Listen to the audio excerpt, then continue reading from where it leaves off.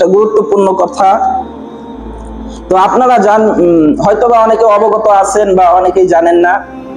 তো এইখানে দীর্ঘ আমার 4 বছর 7 মাস বা 8 মাস এমন একটা সময় হয়েছে। তো এই সময়টা আমি আপনাদের মাঝে ছিলাম। তো দেখা গেছে চলার পথে অনেকের সাথেই দেখা সাক্ষাৎ কথাবার্তা হয়েছে। তো অনেক সময় আমি যখন 4 বছর বা 5 বছর আগে ছিলাম তখন ছোট ছিলাম। তো দেখা গেছে আমার চলাফেরায় কথাবার্তায় কোনো ভুল হতে পারে। তো এই জন্য আপনারা আমার এই ভুলগুলোকে ক্ষমা সুন্দর দৃষ্টিতে দেখবেন, পারবেন না ইনশাআল্লাহ? তো এখানে আমার পড়া শেষ হয়ে গেছে, তো এখন বাইরের দিকে যাওয়ার খেয়াল করছি। তো এই জন্য এতদিন আমি আপনাদের মাঝে ছিলাম। যদি এরকম আমার কোনো আচার আচরণ চলাফেরা কথাবার্তায় যদি কেউ কোনো কষ্ট পেয়ে থাকেন, আল্লাহর হস্তে মাফ করে দিবেন, যেহেতু মাফ করা মহৎ গুণ। দ্বিতীয় নম্বর কথা হচ্ছে যে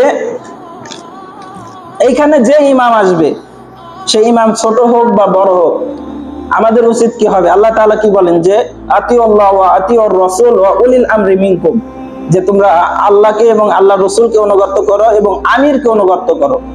আল্লাহর নবী হাদিসের মধ্যে বলতেছেন যে আমিরের মাথা যদি কিসমিসের মতো হয়, আঙ্গুর ফল আর কিসমিস আলাদা আলাদা না, বলতেছে আমিরের মাথা যদি কিসমিসের মতো হয় আর সে যদি হাবশি গোলামও হয়, তারপরেও তোমরা তাকে অনুসরণ করবে। তাহলে ইমাম সে যেই হোক, ছোট বড় যেই হোক। তো আপনারা এতদিন আলহামদুলিল্লাহ আমি ছিলাম, আমার সাথে সবাই অনেক ভালো আচরণ করেছেন। তারপর আমার দিক থেকেও আমি চেষ্টা করেছি আপনাদের সাথে সেরকম ভাবেই চলার। তারপর যদি কোনো ভুল হয়ে থাকে ক্ষমা সুন্দর দৃষ্টিতে দেখবেন। 3 নম্বর হচ্ছে যেটা, যে হয়তোবা আমার চলার পথে শরীয়তের অনেক বিধিবিধান দেখা গেছে আমি পরিপূর্ণভাবে মানতে পারি নাই। তো দেখা গেছে আমার পরে যে আসবে সে হয়তো বা পরিপূর্ণভাবে মানবে। তো এই জন্য এরকম দলিল দেওয়া যাবে না যে আগের হুজুর করছে আপনি করেন না কেন। হতে পারে না যে সে আমার থেকে অনেক আমলিয়াত বা এলেমওয়ালা হতে পারে। তো দেখা গেছে আমি পরিপূর্ণ মানতে পারি নাই, সে যদি মানে এই জন্য আমাকে দলিল হিসাবে ব্যবহার করা যাবে না যে আমার ভুল হতে পারে সে সঠিক, হতে পারে না এরকম। এজন্য সে যেটা করে শরীয়ত সম্মত হলে তার কথাকে আপনারা মেনে নেবেন। 4 নম্বর যেটা, যে যেহেতু আমি দীর্ঘদিন এখানে ছিলাম, প্রায় 5 বছরই ধরা চলে। তো আমার চলার পথে বা এরকম যদি হয়ে থাকে, কেউ কোনো দিনা পাওনা যদি আমার কাছে পেয়ে থাকেন, ইনশাআল্লাহ জানাবেন, আমরা সেটা পরিশোধ করার চেষ্টা করব। কেউ যদি পেয়ে থাকেন, হয়তো বা আমার মনে নাই আপনার মনে আছে, এরকম হতে পারে।